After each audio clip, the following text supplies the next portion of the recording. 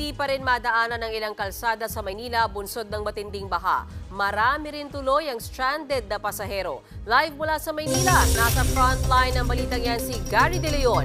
Gary, anong mga kalsada ang lubog sa baha hanggang sa mga oras na ito?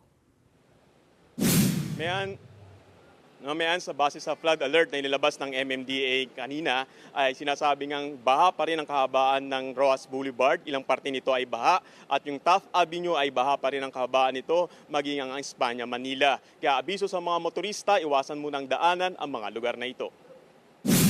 Pansamantalamang tumila ang ulan, gutter deep pa rin ang baha sa kahabaan ng Taft Avenue mula sa Pasay patungo ng Maynila.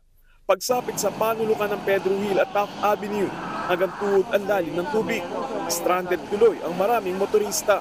Perwisyo rin ang dulot ito sa mga commuter dahil wala rin makadaang pampublikong sasakyan. Gaya na lamang ni Mike na may biyahe siya sa barko, pauwi sa Cebu, pero wala siyang masakyan papunta sa pier. Gantay na lang sir, kaya naglakad na lang ako. Mabuti na lamang may libreng sakay ang PNP.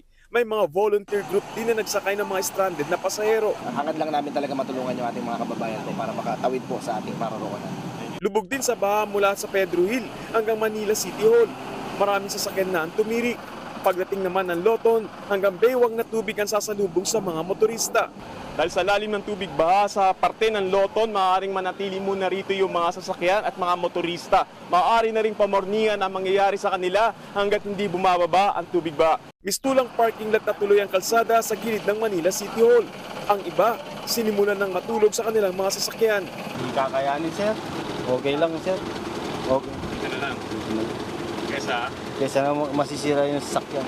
Ang Lagos Nilad, nagmistulang swimming pool na sa lalim ng baha. Sa Pasay City naman, pinasok ng baha ang mga bahay.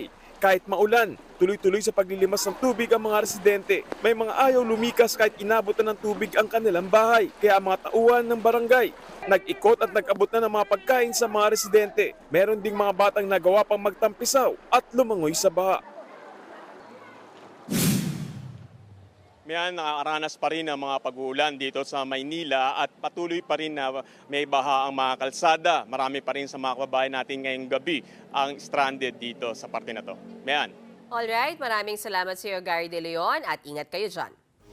Mga kapatid, Mean Los Baños po. Huwag magpahuli sa mga balita at impormasyong dapat ninyong malaman. Para sa mas malawak na balitaan at diskusyon, mag-follow at mag-subscribe sa social media pages ng News 5.